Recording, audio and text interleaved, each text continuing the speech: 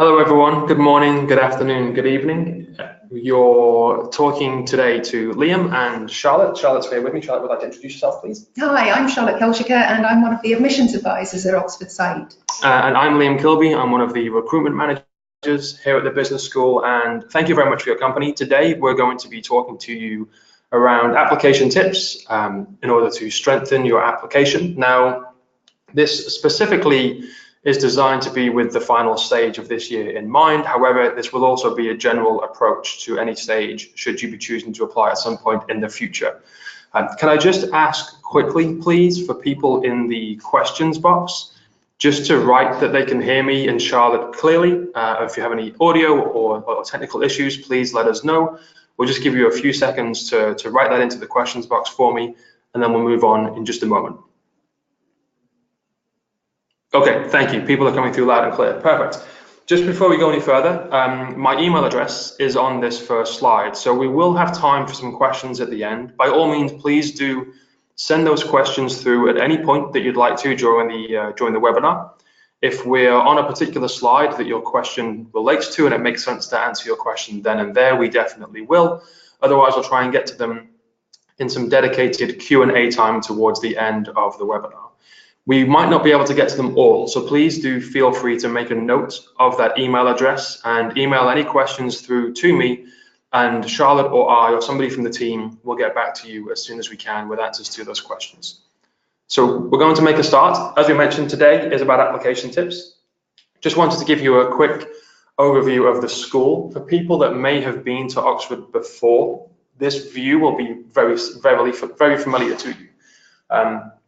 For people that haven't been here before, if you're looking to maybe Google a picture of Oxford, this probably will be one of the first results that you see. This is showing the more traditional side of Oxford, the historical side. So we have some colleges in that picture. We have the Radcliffe Camera. You can just see the back of the Bodleian Library, and this is showing one aspect of your life, potentially as an Oxford student, because of that wider collegiate system that you're embedded into here at the business school. So this is one side of your experience at the business school, and this slide shows you the business side, the more modern, cutting edge side of the MBA. And so your 9 to 5 working day will predominantly be spent in this building, and then the college system is where you'll eat and drink and socialize and join societies and have that second network that you can build with.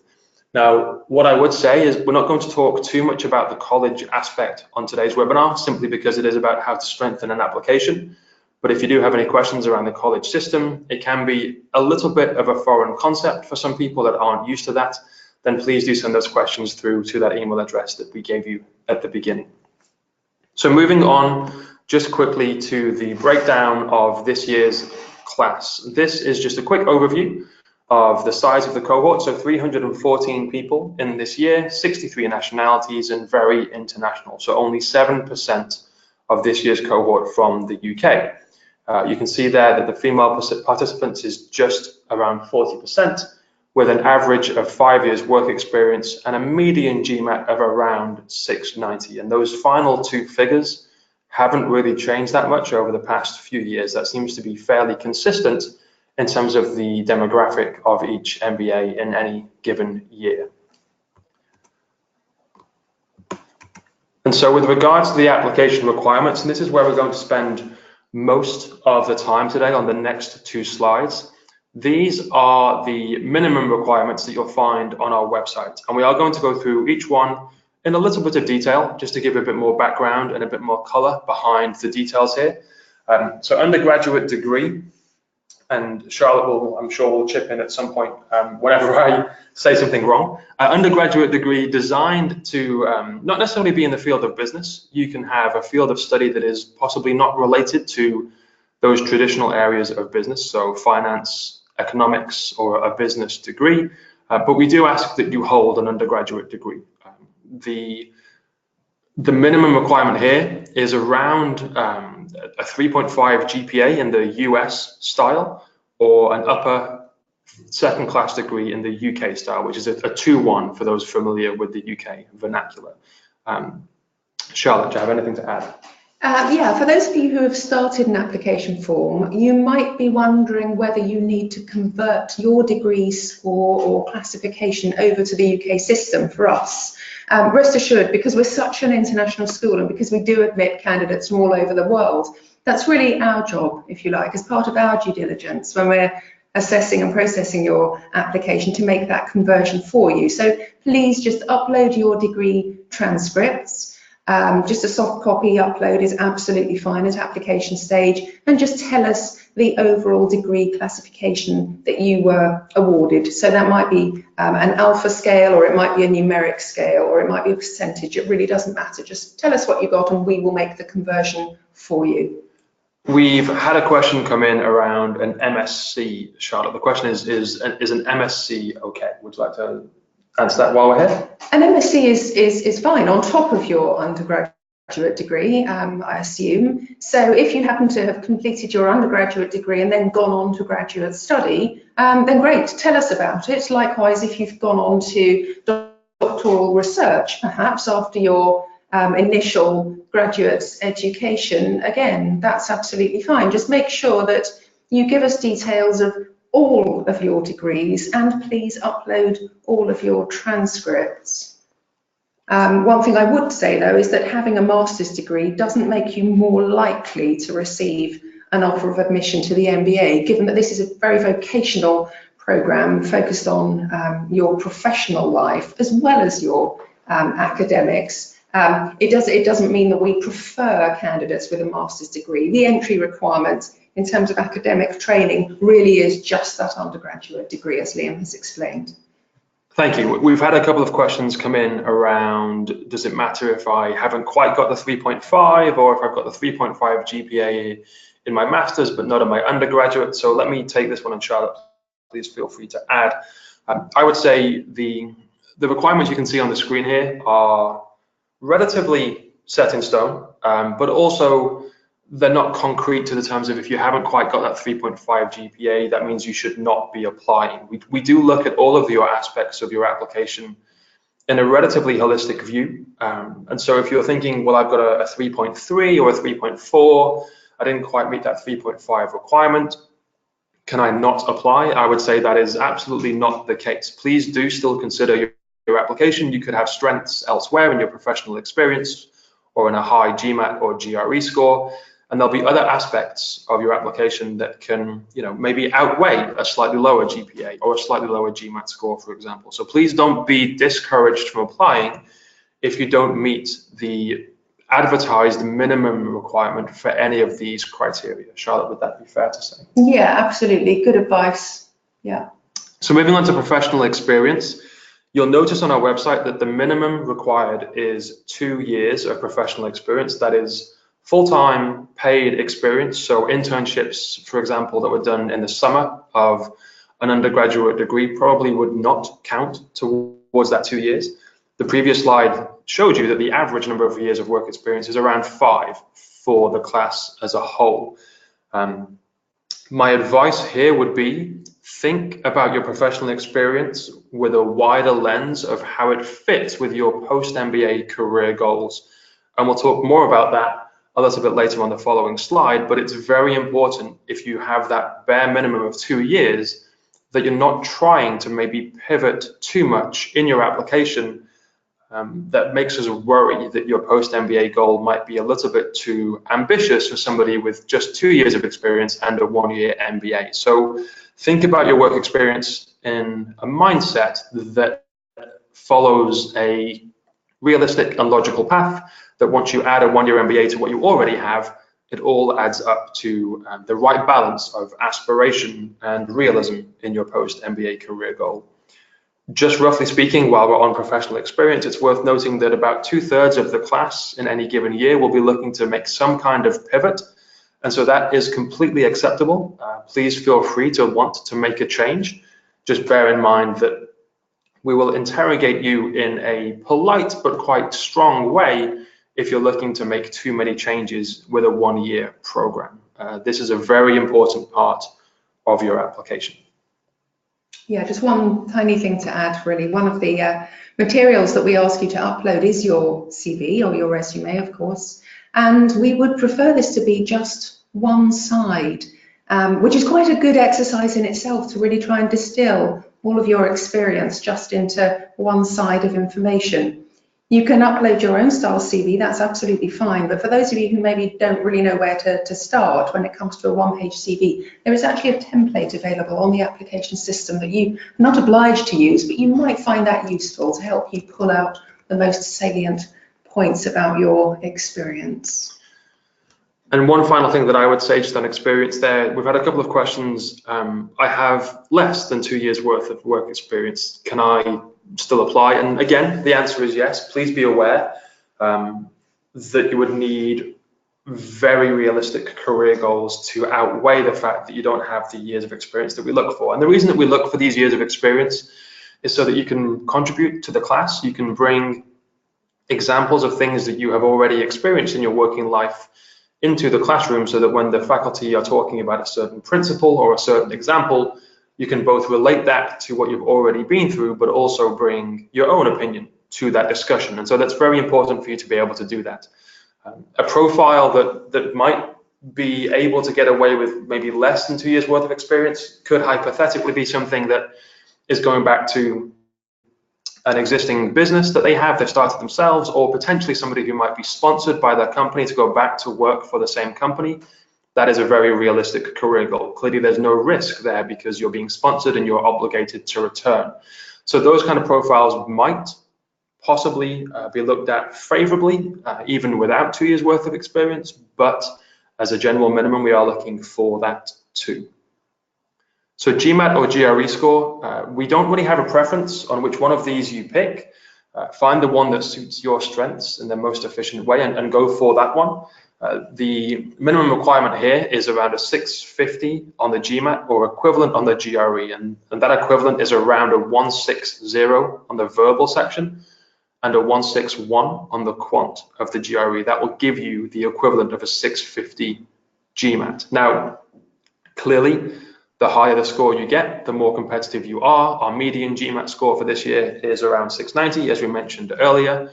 But again, if you fall below that 650, then please don't think that it automatically precludes you from making your application a real submission, because you're very welcome to apply with the GMAT score that you have achieved, because again, we are aware that your strength might lie elsewhere in your application.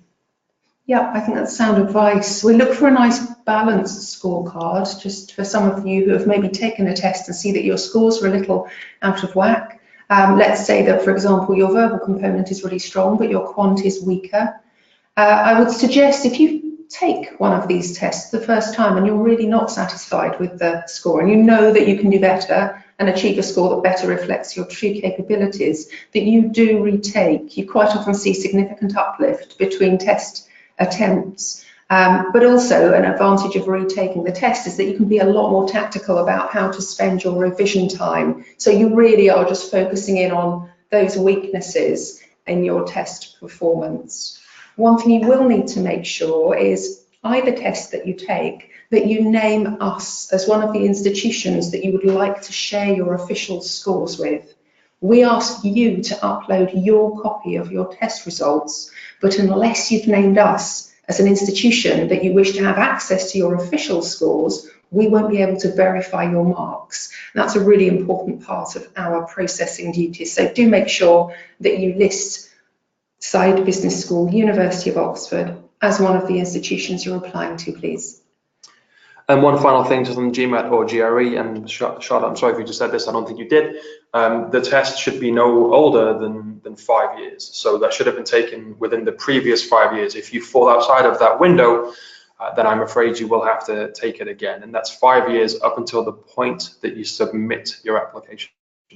Just one last thing to add, for those of you who haven't taken the test yet, you absolutely need to have taken the test and be in possession of your copy of your provisional results before our application deadline falls, because you need to upload that to your application. So don't cut it too close. And anecdotally, you'll speak to people that have done the GMAT or the GRE, and they'll say anything from maybe 50 hours to 100 hours worth of study time, maybe with taking that test 2 or 3 times to get the score that they're happy with.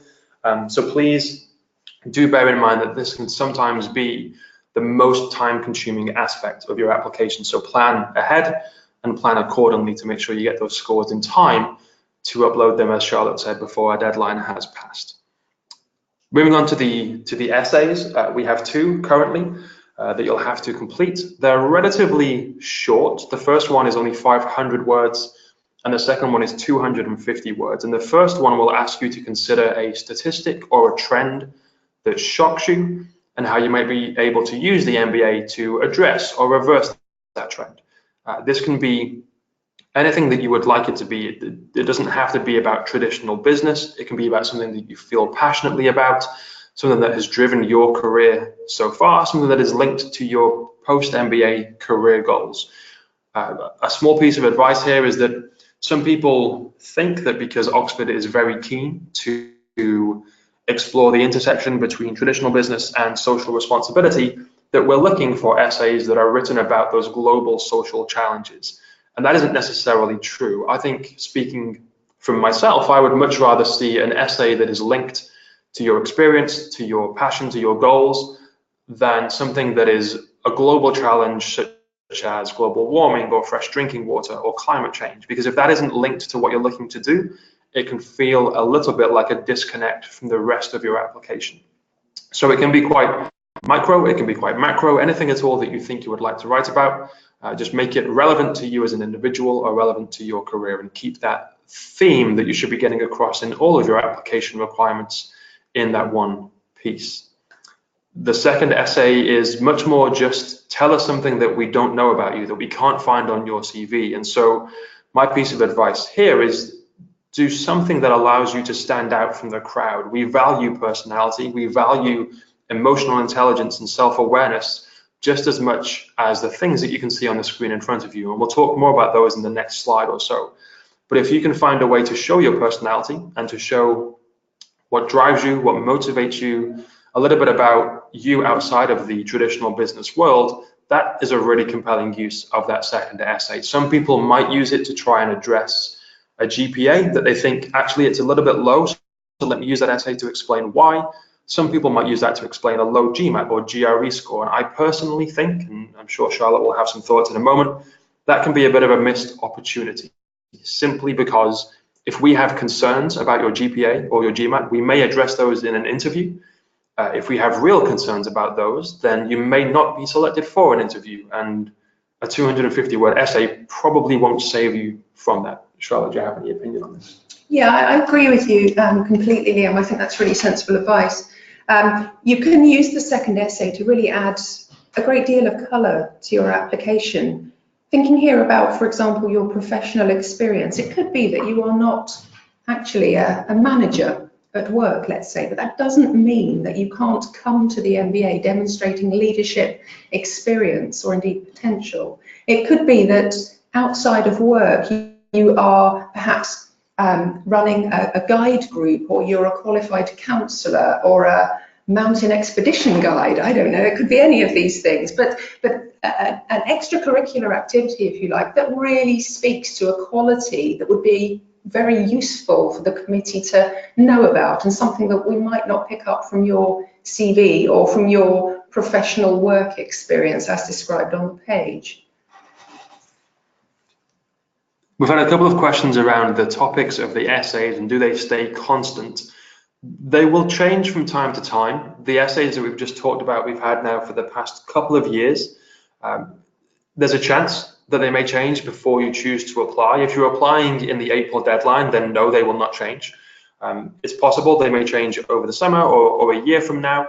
So if you are considering an application that might be a little further away than stage 4, than April this year, then please do make sure that you check the website requirements before you start writing those essays. I would hate for you to start writing them and then realize that the prompt has changed. So just keep an eye on that. But for the next window, for April the 5th deadline, they will absolutely be the same as we've just described.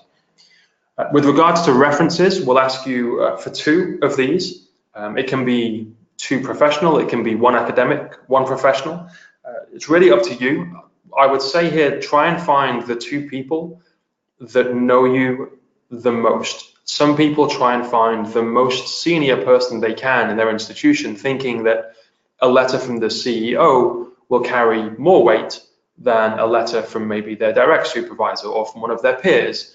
And I would say we want to hear about you on a day-to-day basis and hear about the strengths that these people have seen you show on a regular occurrence.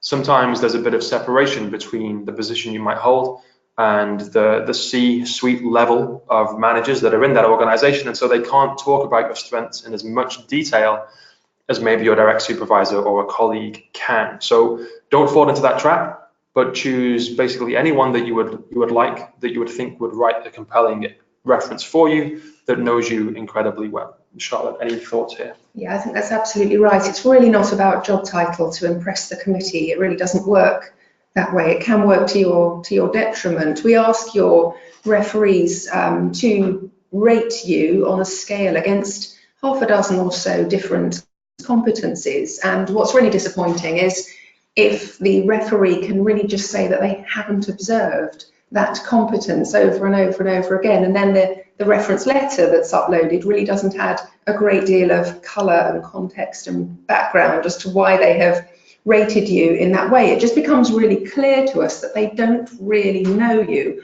What we want is for someone to react very openly and honestly and enthusiastically with regards to your potential candidacy for the programme, but also someone who's not unwilling and unable to explore your areas for development. I think that really speaks to the fact that your referees know you closely. Beyond those competencies that Charlotte mentioned, and we'll ask them to grade you on those competencies, the rest of it really is just almost a free format letter. We don't really have a prescribed list of questions that we ask your referee to answer. And you should be having conversations with your referees about what you would like them to maybe highlight. If you have a theme about a transition that you want to make maybe into a marketing role in the future, if they have observed some of those skills that can transfer into a marketing role, then ask them to talk about those skills. This is an open conversation with you and your referee that can happen a long time before the reference is actually submitted.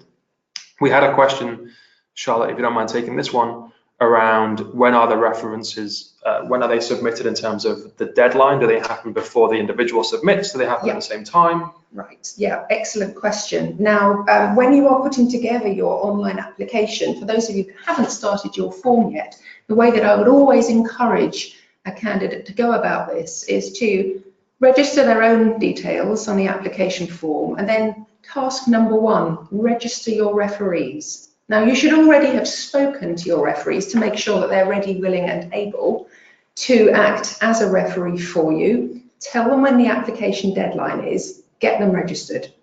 That means that while you're busy completing the rest of the application form and doing things like sourcing a copy of your transcript or finessing your CV ready for upload, that in tandem with that activity, your referees can be busy writing their letters of recommendation. Everything needs to be complete when the deadline falls. So that means you need to submit your application form with all of your materials attached, and your referees need to have submitted their recommendations. You don't literally have to sit there and wait until you know that your referees have submitted. If you are ready to submit, and let's say it's Wednesday afternoon and it's deadline week, your referees know the deadline is at midnight on the Friday, but you're ready to submit on the Wednesday. And frankly, you'd just like to submit it and then you can stop stressing. Just submit and make sure that your referees do likewise by the deadline. You don't literally have to sit and wait until you know that they have submitted in order to submit your application. Thank you. And just one final question. George, thank you for your question. What if we would not like our direct supervisor to know about our application just yet? So I'll start with this one. I mean, that probably is a relatively common occurrence. You're maybe considering an MBA, considering business school. You haven't spoken to your employers formally about that yet. So don't worry. It doesn't have to be your direct supervisor. There's no mandatory requirement that one of your referees is. So we'll never ask a question as to why did you not use your direct supervisor? Why have you chosen a colleague or a peer instead? The list of potential referees is quite large. It can be a personal mentor that you have outside of your job. It can be a customer or a client that you've worked on a project for. It can be a colleague or a peer or an indirect supervisor. It really doesn't have to be that direct line of command within your organization. Yeah, I think that's great advice, particularly around the customer and client relationship.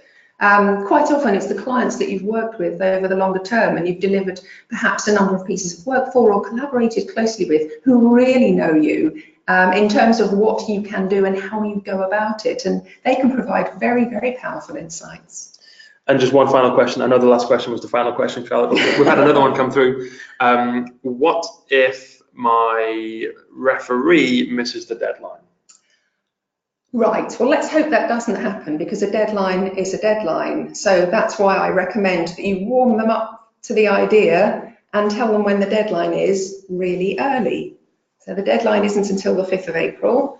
I take it you're speaking to them right now, perhaps as a result of this webinar this afternoon. Get them to put it in their diary. They can then work backwards from there and make sure that everything is submitted on time. Your application does need to be complete when the deadline falls. Now, clearly, if someone's referee at the very last minute had some kind of issue and reached out to us, then I'm sure we'd be able to be as supportive and helpful as we can. But I think for the purpose of this webinar, we're talking to you about how to strengthen your application and make sure that you put yourself in pole position to be considered when you want to be considered. So I think let's work towards getting everything submitted and in place on time. And to the person who asked the question around being a professional competitive triathlete, yes, a coach would be a good choice of referee, certainly no problem at all with that. And the same person asked about, just going back to GMAT, how do you treat applicants with 2 GMAT scores? We will take your highest. Doesn't have to be the most recent. I mean, we'll look at your history and see that you've taken it a couple of times if you choose to share all of your scores, and we'll use your highest score as your main one for the application. Just quickly, there is a limit. Yes, thank you for the question. Only 2 referees will be accepted. Sometimes, if you've met an existing student or a member of the alumni from the school and they happen to reach out to us informally and say, I've met this candidate, I just wanted to lend my voice to their application, we can take that into consideration, but that is not a formal referee. You're allowed 2 of those, so please choose wisely. Just moving on to the final component. I always ask Charlotte to take this one because she's just so much better at the wording than I am. So English language proficiency, Charlotte, can you tell us what this means, please? I will do my best, yes, and this can be a bit of a mind bender. So for those of you who are not citizens of a majority English speaking country, as defined by the UK Border Agency, and that's where it can get tricky, then you will need to either submit the results of an English language proficiency test that meets our minimum score threshold, or you will need to provide documentation that qualifies you for a waiver or an exemption, if you like, from our standard requirement. So some countries that you might think are majority English speaking are not.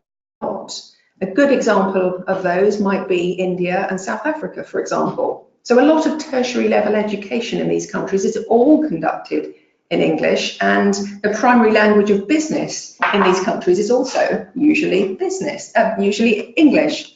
But for the purposes of the UK Border Agency, it is not English majority speaking. So hypothetically, if you are from a country that isn't majority speaking, you need to submit the results of either a TOEFL test or an IELTS test. They're the only 2 types of tests that we accept at the moment. And you also need to meet our minimum scores. So not only do you need to meet the overall minimum standard, which is 110 in the TOEFL and 7.5 in the IELTS, but you also need to meet the individual component minimums for listening, reading, writing, and speaking. Now, the sort of granular detail, if you like, is on our website, so I would encourage you to go there and just find out exactly what those score breakdowns are. But let's turn our attention now to the waiver scenario. So let's say you're from a non-majority English-speaking country, but you have done a degree that was taught entirely in English. So, for example, maybe you went to study in the States for your undergrad, or maybe you came to study here in the UK, or maybe you were educated in India and everything was taught in English. What you need to do if that scenario is true for you is provide us documentary proof of that. Now, there's two different ways that that can be achieved. Sometimes the language of instruction is printed on your transcript, and I'm thinking here of countries like South Africa and India, where teaching is often in English. You can upload your transcript if it says the language of instruction on it. Check the reverse, it's often in the key rather than on the side with your scores.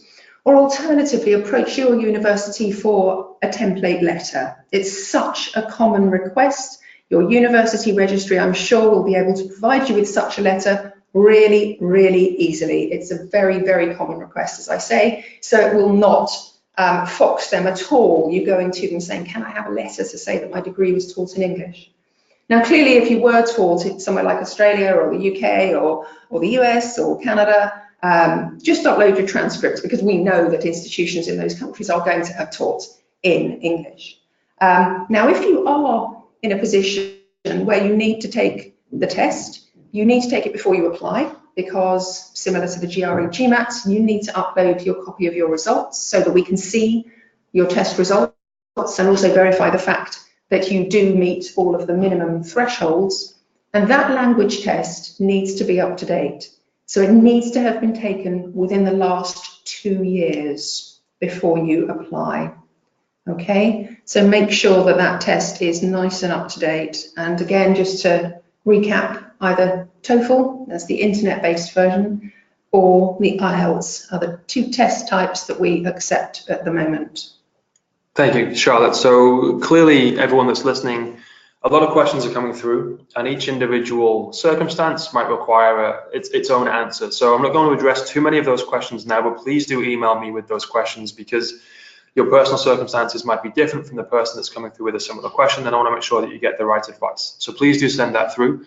One thing I am going to address, though, is a question that we've had regarding, but I work in an English-speaking company, or I work in a multinational. Does that count towards not needing to do the IELTS or the TOEFL? Good question. No, this does not excuse you. We do not accept working or claimed working proficiency in English. The only grounds upon which we will waive the test requirement is where you have completed a full degree taught entirely in English. So this either means all 3 or 4 years of your undergraduate degree, or the whole year, or the full academic year, the full 9 months of a master's program that's been taught entirely in English. Not just maybe a few modules here or there, not a semester or a year abroad, your entire degree. Thank you. So moving on a little bit about how to strengthen your application. The previous slide was really around the minimum requirements, the things you must submit on or before the deadline in order to qualify as an applicant to the program. This slide talks a little bit around things that you can include in that application that will set you apart from the crowd, which effectively is what you're trying to do. You're trying to be one of the people that we invite for interview, and then hopefully one of the people we make an offer of a place on the course to. And so we're going to talk around that just briefly. Leadership is something that we like to see. That doesn't necessarily mean that you have managed people per se. It could be that you've led on a project. It could be that you've suggested some ideas that the company has taken on. It could be that you've taken responsibilities.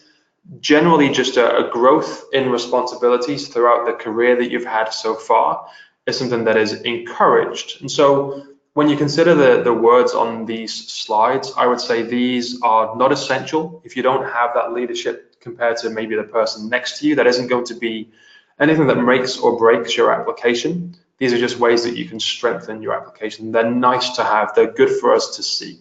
Leadership are one of those things. Communication is very important. A lot of what we do on the course here is based around group work or study groups, and because of that, we'll use maybe the interview to examine your communication style. We'll ask you some questions around that, probably. What we're looking for here is somebody who has that self-awareness that I mentioned before, that can talk confidently about their strengths and also be unafraid to tell us what they want to develop in and how they want to do that and how maybe we can help them get there. And that links to awareness in this cycle too. So show us what you're good at, get the right balance of confident but also humble, and bring to the table areas that you want to be able to learn from your cohort. We don't believe, I certainly don't believe that there is a perfect candidate out there. We all have things that we can work on. So if you come across as though you feel as though you are a perfect candidate, that may not go in your favor in the interview and the application process as a whole. So have a level of humility that shows us where you're good and where you're strong, but also how you would like to develop and in which areas. Charlotte, anything to add to that? No, I think that's really nice advice. I think, yes, a mature, well-rounded candidate is going to be very aware of their strengths and be able to speak to those if asked to do so at interview, but also be able to reflect on things that perhaps didn't go so well or they're not so good at. Perhaps these are reasons why an MBA is absolutely right for you now. And I think also being able to potentially predict the areas of weakness that perhaps your referees have spoken about really speaks to that level of being very well aware of your capabilities. I just want to focus a little bit on career vision. I mentioned this earlier when talking about the 2-year work experience minimum that we have. A large part of your application, and therefore a large part of our consideration for your place on the course potentially, is around what you want to do once you've graduated.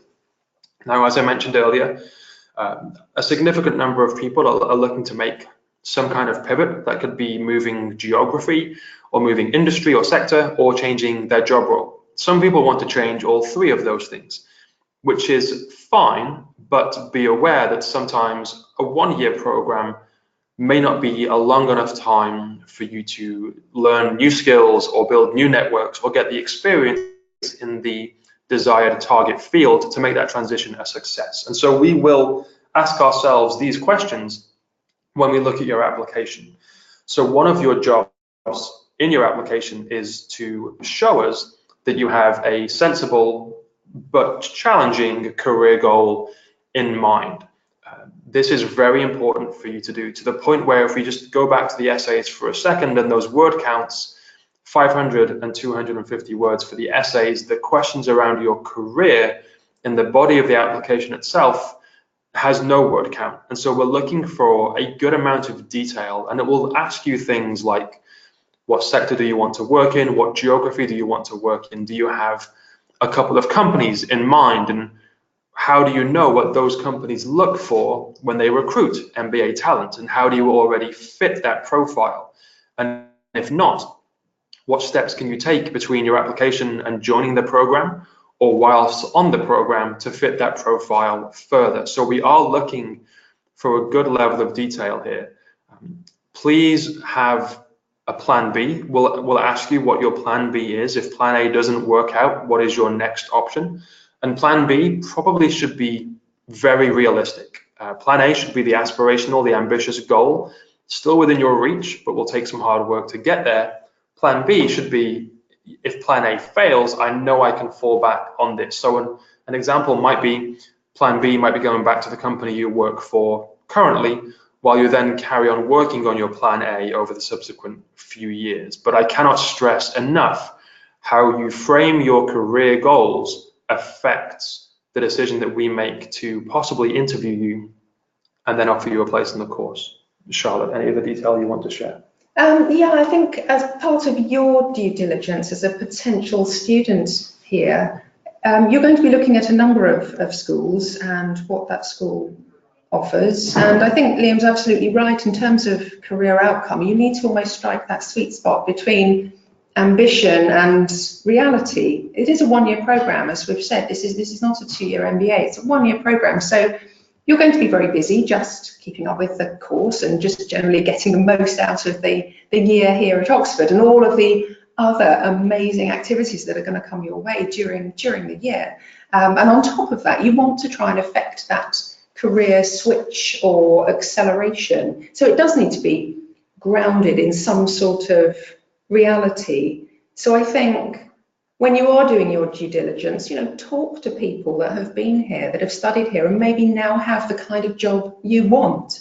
Find them, reach out to them, perhaps find them on LinkedIn or whatever it might be. Chat to them, find out how easy it was, how difficult it was. I think just be really, really open-minded and clear-sighted in terms of the challenge that you're setting yourself.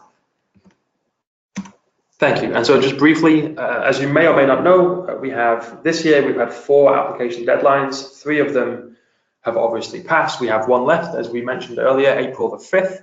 If you're looking to apply to join the class in September of 2019, then April the 5th is your final chance to do so. We had a question from Destiny. Destiny, it's nice to see you on here. Thanks for joining. Her question was around when do applications open for the following intake? And we don't have the exact dates yet, but historically, the first application round has been at some point in the September of the year in advance of the September of matriculation. So, for example, if you wanted to join in September 2020, the chances are that applications will open in stage 1 in September 2019. So you can apply 12 months before you're due to join. You can't apply before that because beyond April the 5th for the final deadline for this one, and before we open applications for the next cohort, the application system is taken offline for some maintenance to upgrade the essay questions if we need to, for those kind of things. So please wait for stage 1 to open before you start your application if you're choosing to join in a year from now. Charlotte. Yeah, just on that note, if any of you are wanting to dive in and start your application now, don't. Just keep your powder dry. If we follow the same timeline as we have in previous years, we usually set the new form live around the 1st of August, but it will be clearly messaged on our website that the new form has gone live. So don't start populating an application now, thinking that the data will save and just move across to the new iteration of the form. It won't. So you can start to pull everything together offline, get yourself ready, gather your material, perhaps think about drafting essay question answers based on this year's, and certainly getting your referees on board, but don't start your application for next year until you know the new form has gone live, and that should be early August with the first deadline sort of early to mid-September. That's what we expect, but the website will be fully refreshed and it will be very, very clear to you when the new form goes live. Thank you, Charlotte. And we had a question from Brooke. Hi, Brooke. Nice to see you on here. Thanks for joining. Brooke's question is each stage weighed equally? Do you still have an equal chance of applying if you're in the final stage? So Charlotte, kick us off with that. Well, I feel that the first 3 stages are broadly similar in terms of your chance of receiving an offer of admission. Bear in mind that the stage 3 deadline, so the one that falls in January, is also the deadline for most of the scholarship competitions here at Oxford University. Therefore, that's when we see a big rump of applications.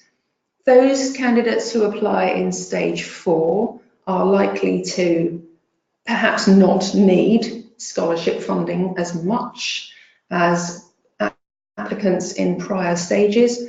And also because the majority of applications would already have been received in one of those first 3 stages, we really are starting to fill and shape the class by the time stage 4 rolls around. Now, that's absolutely not to say that the class is full. It won't be. You never know what kind of talent is going to come along in stage 4, and every year we see a lot of talent in stage 4. So we will not, fill the class and miss out on having that person here at Oxford Said. But realistically, your chances are going to be slightly tougher in stage 4. It is going to be more competitive. We will still make offers of admission, though perhaps fewer than we would in previous rounds. And there's always the potential that we're going to be running a wait list. So it could be that in stage 4, our really, really strong candidates get an offer of admission, whereas a number of other very good candidates, but not quite as strong, have to sit on a wait list in the hope that perhaps some earlier candidates might be unable to take up their place for whatever reason. Just to echo what Charlotte said there, yes, sometimes the final deadline, wherever that may be, this year it's April, sometimes it can be a little bit more competitive. As Charlotte mentioned, and I think she'll admit this herself, sometimes with the scholarships maybe being less on offer in that final stage, the numbers of people choosing to apply might also be a little bit lower. So number of applications might be lower, but the number of places that we give out is also a little bit lower. So it might all kind of even out in the wash. But generally speaking, a word of caution is that sometimes that final stage can be competitive. The strong candidates, as Charlotte mentioned, will still get offers. We have plenty of offers to give. The class is not full. But at the same time, the people that we think are strong enough to maybe offer a place and may have got a place earlier in the year, but we have no space for now because the strongest have got those offers, may go on that wait list. And that is something that we will make a decision a little bit nearer the time. So please don't think that that wait list is guaranteed, because it doesn't happen every year.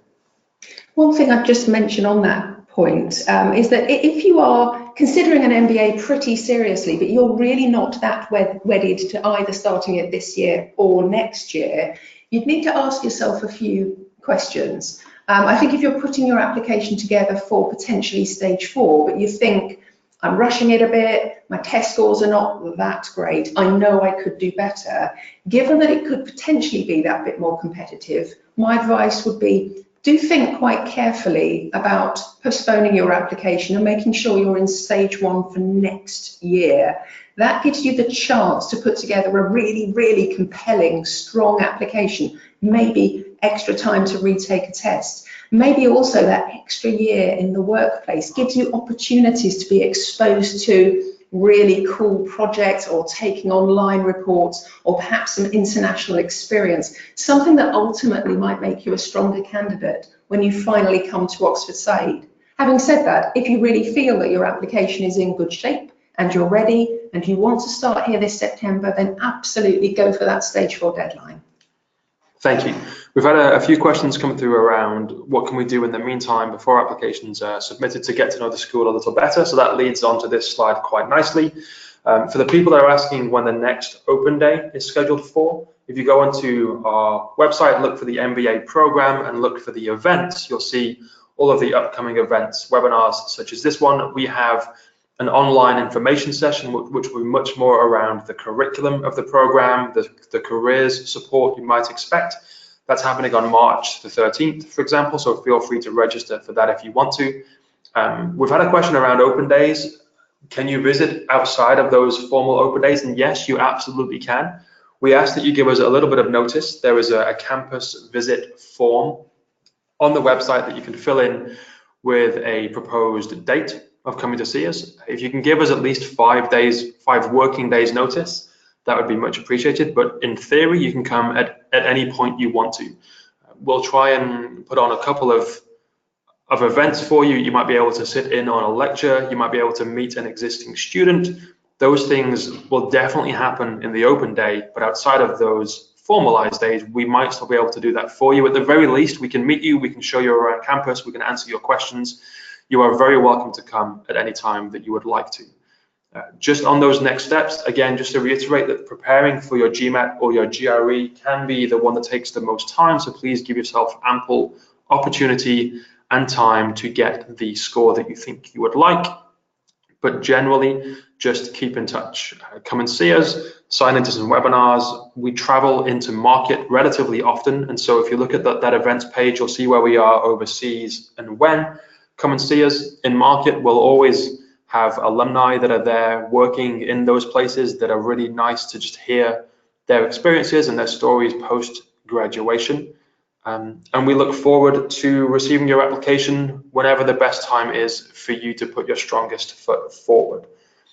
I'm just going to mute the microphone just for a few minutes while we collate some final questions for the Q&A session. So please do feel free to send those questions through in that questions box. If you have to log off and get back to work or get on with your day, then please don't worry. Please feel free to do that. You have my email address on that first slide, and let me actually go back to that first slide so that you can make a note of that if you didn't earlier. Any questions that we haven't been able to answer today that you would like to be answered, please do email those through to me and I'll get back to you just as soon as I can. So for those that are able to stay, I'll be back in just a couple of moments with some answers to your questions. And for those that have to go, thank you very much for your company, and hopefully we'll speak to you again soon.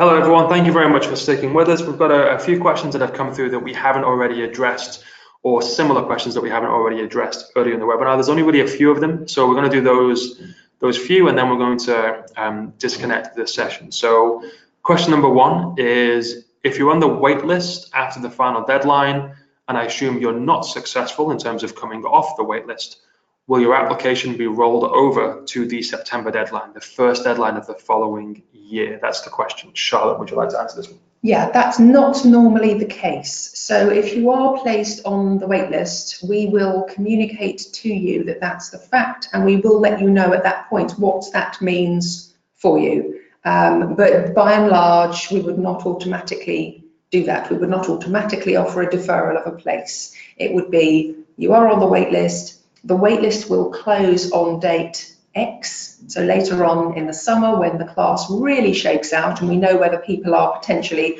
withdrawing and freeing up a space. So we would normally pledge that you have our final decision by that date. So you would either, fingers crossed, be able to come off the waitlist and take up a freed up space, or if not, then your application is at an end and we would welcome a brand new application from you for next year. We've had a question, and let me take this one. Tara, thank you for your question. If we're fortunate to receive an offer in round one next year, will we be informed of any scholarship offers at the same time, or will we need to wait until the January deadline? So just briefly on scholarships, this isn't really designed to be a scholarships webinar, but very happy to take this question. They fall into two general camps. We have an internal Said Business Foundation scholarship that we manage in-house, and those scholarships will be given out at each stage throughout the year, including some that are still available probably in the April stage. Generally speaking, you'll hear about your offer of a place in the course, and then within the following week, you'll have a separate email that is news around any scholarships from that internal Said Business Foundation Scholarship Fund that you have received. The other camp that the money falls into are scholarships that are in partnership with organizations that are linked to the school, such as the Skull Foundation, or for 1+1 candidates, the Pershing Square Foundation. And those scholarships, because of the external relationship with those organizations, they have a slightly different application process. There's another essay you have to write. There's even sometimes an interview for the scholarship itself. If you apply in September, as an example, you will receive your offer of a place in the course roughly end of October, beginning of November, but then you will have to wait until the Skull Center or the Pershing Square Foundation do their own shortlisting, their own interview process for the scholarship itself. And that can sometimes be in the spring, March, April, May. So you may have your offer of a place on the course a few months before you hear back from some of those scholarships. That is very possible. Charlotte, have I missed anything else? No, I think that's all very sound. Of course, the University of Oxford awards a lot of scholarship funding, not usually full scholarships, partial, but quite a number, and sometimes they are won by MBA students. The deadline for the Oxford University scholarships falls in line with our January deadline. You don't normally need to do anything further to be considered for those sources of funding. A couple, you might have to upload an extra essay. That's made really clear on the application form if that is the case. But most of them, they will just consider you on academic grounds. So they're predicated on academic strength. You don't need to do anything further. You'll automatically be considered, and those are normally announced late spring, early summer. And then we have time for one more question, and I'm sorry for the people that we haven't got to their questions. Please do send them through to me via email. This question is, Charlotte, if you don't mind taking this one to begin with, how would you view an application from someone who is currently unemployed due to unforeseen circumstances? Right, okay, yes, good question. I think you need to acknowledge it. Now, clearly it's going to be on your CV, and I think SA2 is a really good place for you to explore that, because we're not going to discount someone out of hand because they're not currently employed. Tell us what you were doing prior to your period of not working, but also tell us how you are using your time now to further develop yourself. So think about this downtime, if you like, as an opportunity to really do something more to add colour and flavour to your application and to your profile and overall candidacy. So it doesn't disqualify you at all from applying. Just make it very clear to us what you were doing when you were last in paid employment and show us your progression to date in that world, but also tell us what you've been doing since. Okay, Charlotte, thank you very much. Thank you everyone for joining us and spending the last hour of your day with us. Thank you for your company. Any questions that you have, please do send them through. Anything that you would like more information on, email it over to me. If you want to come and visit us, please do. And we look forward to seeing your application come through, hopefully in the next few weeks or a few months from now. Very good luck with your applications. Thanks ever so much for listening to us this afternoon. All the very best from Oxford. Thank you, everyone. Bye for now.